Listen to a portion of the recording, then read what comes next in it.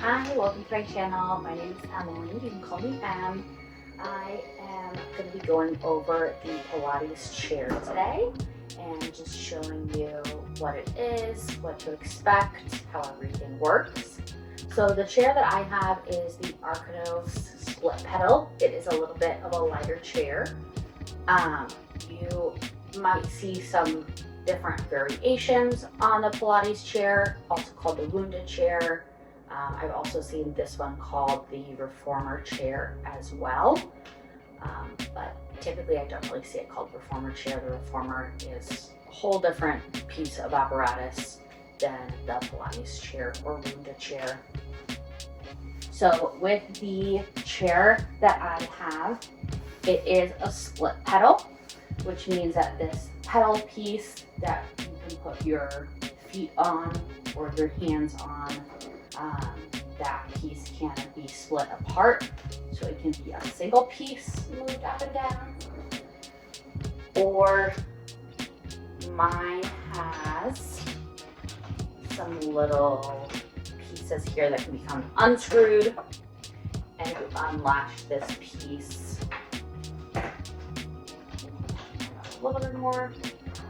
You can unlatch this piece and then move those pedals independently from each other. This is really great for if you're doing some single arm work or some single leg work. Just helps to break that piece apart a little bit more, so you can trigger into that exact side that you're looking to do. So I'll latch this together.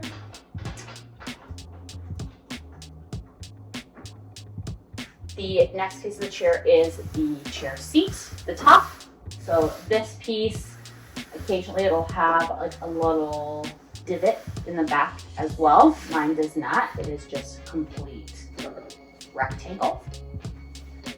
And some chairs have these pieces, some do not. I really like a chair that does have the adjustable handles on it. They can be used for dips. They can be used to just help to stabilize you when you're sitting on the chair, or when you're doing some standing in front of the chair. It just really helps to stabilize. The next part of the chair, I'm going to turn it around a little bit so you can see a little bit better. But because this is a split pedal chair, it does have two cactus. If it's not a split pedal chair, it's just going to have a single cactus in the center.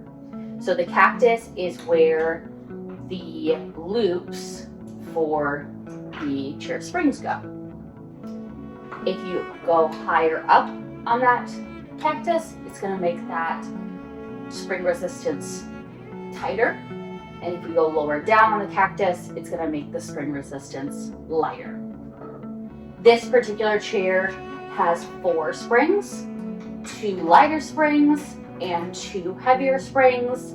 So I have it set up with my two lightest springs set on the inside and my 2 heaviest springs set on the outside, so that way I know where they're at when I'm switching between different exercises. And so it's very customizable of how heavy you want a particular exercise to be. You can bring that lighter spring all the way up, make it a little bit heavier, bring that heavier spring all the way down, make it a little bit lighter. There's tons of different things that you can do with it. And then also with this chair, which I do not see on a lot of chairs, but what I really liked with this one is that it does also have a handle with a resistance band on it. So this is really nice for if you're seated on the chair and you want to add a little bit of arm work in, but you don't want to have separate weights. This just clips onto the chair, and I have it set up to come through this loop as well, so that way it doesn't fall out to the side and it's all the way on the ground. This one does just have a single resistance to it, but I am looking into possibly adding some more resistant bands on there as well. So you can customize that too. You can also use it if you're sitting in front of the chair, if you are doing some standing work with standing in front of the pedal, pressing it down, and you want to add some arm work. Tons of different things you can do. Another thing that I've seen, if you don't have this on your chair, you can also add in a resistance band that has these double handles and is a little bit longer, and loop that underneath of your chair. So that way you can use it pretty much in the same way. So that is pretty much everything to know about your Pilates chair. One last thing, just safety wise, is I always say make sure you're staying completely away from this bottom apron of your chair. No fingers here, no toes here, because if you are bringing that pedal all the way down, there's a really good chance that you could squish those fingers, squish those toes, and we don't want that to happen. So just stay away from that apron completely. Always make sure that you have any fingers or toes in front of the apron if they are not going onto your chair pedal.